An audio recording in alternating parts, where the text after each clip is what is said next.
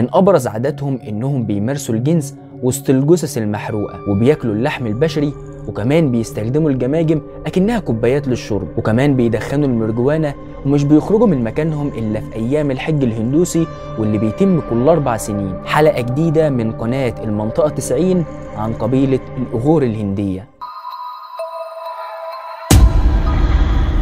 أهلا بيكم مرة تانية. في البداية متنساش تعمل لايك للفيديو وتعمل اشتراك بالقناة وفعل جرس التنبيهات عشان يوصلك كل فيديوهاتنا أول بأول. اتمكن مصور بولندي من التقاط صور لا تصدق لقبيلة مرعبة جدا بتعيش في الهند وسط المقابر، وكمان بتاكل اللحم البشري، وبتشتهر قبيلة الأغور في الهند باستخدامها الجثث البشرية، وكمان أفرادها بتسبب رعب لكتير من الناس بسبب طقوسهم المرعبة والغريبة والمتعلقة بالتنوير الروحي.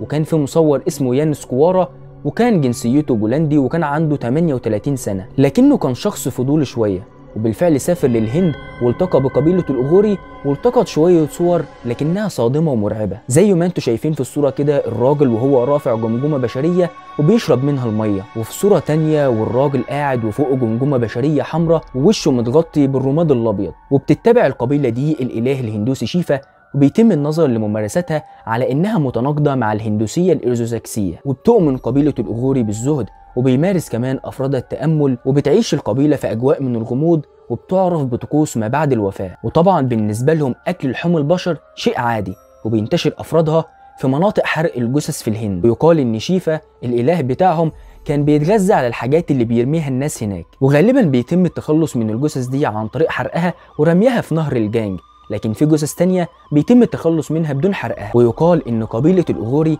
بتجمع البقايا دي وبتستخدمها للطقوس بتاعتهم او تغطية اجسامهم. وبالاضافة كمان لتناول الأغوريين للحوم البشر، فبيشربوا المية كمان من خلال جماجم بشرية حقيقية، وكمان بياكلوا رؤوس الحيوانات الحية. وبيعتقد الأغوريين انه من خلال غمر انفسهم في ممارسات بيعتبرها المجتمع انها من المحرمات، فهم في الطريق الصحيح لتحقيق التنوير بتاعهم. وعلى مر السنين شملت الممارسات بتاعتهم دي التأمل فوق الجثث وغمر أجسادهم بالرماد البشري. وبتعيش القبيلة دي في عزلة، ونادر جدا لو وثقوا في حد غيرهم، وما عندهمش أي روابط أسرية، ومعظمهم بينتمي للطبقات الدنيا إلا في أيام كامب ميلا أو الوعاء المقدس، وده يعتبر أكبر مهرجان سلمي لتجمع الحجاج الهندوس. والزوار بيكونوا متجهين لنهر الجانج عشان يستحموا ويغطسوا، اعتقادا منهم انه بيخلص الجسم من الامراض والروح من الخطايا. وبيقطع عشرات الملايين من الهنود الاف الكيلومترات باتجاه النهر ده بحثا عن استعادة الحياة عن طريق الاغتسال في النهر. وبيقام المهرجان ده كل 4 سنين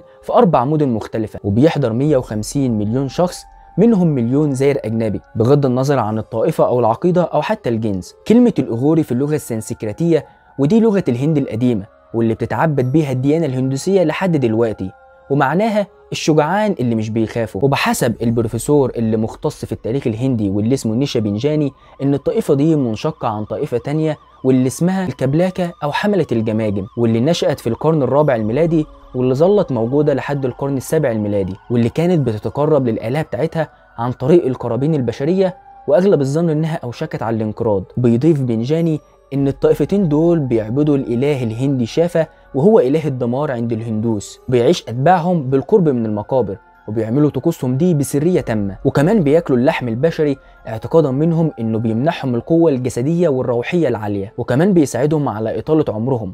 والإغوريين في الأساس متمركزين في قارة فرناسي واللي هي موجودة شمال الهند. وبيعتقد الإغوريين إن السلطة والقوة بتيجي من خلال العيش بين الأموات أو الجثث. كان في محاولات هندية قررت إنها تقرب من عالم الأغور السري، لكنها محاطة بطلاسم ما يقدرش حد إنه يقرب منها، لكن لازم تعيش معاهم شهور أو حتى سنين عشان يثقوا في الشخص ده ويسمحوا ليه بتصويرهم أثناء ممارسة طقوسهم. وعلى الرغم من كده فممكن تلاقي ناس بتمثل أيام المهرجان ده بالتحديد إنهم أغوريين، وكل ده عشان يكسبوا فلوس من السياح، لكن الأغور الحقيقي مش بيهتم بالفلوس ابدا. وفقا للبروفيسور بنجاني، في خلال العقود الماضيه اسهم الاغوريين في تقديم الدواء خصوصا لمرضى الجذام، وكمان مشاركتهم في الخدمات الاجتماعيه، خصوصا ان في ناس من اصحاب المرض ده اتخلت عنهم اسرهم، وقالوا انهم لاقوا الشفاء والملذات ديت على ايد الاغوريين. وقال كمان ان في قواعد مش بيقدروا ان ينتهكوها الاغوريين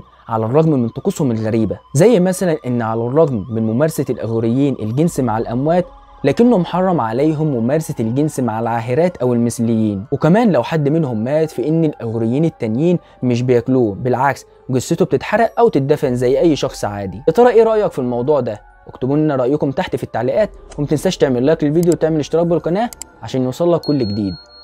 سلام.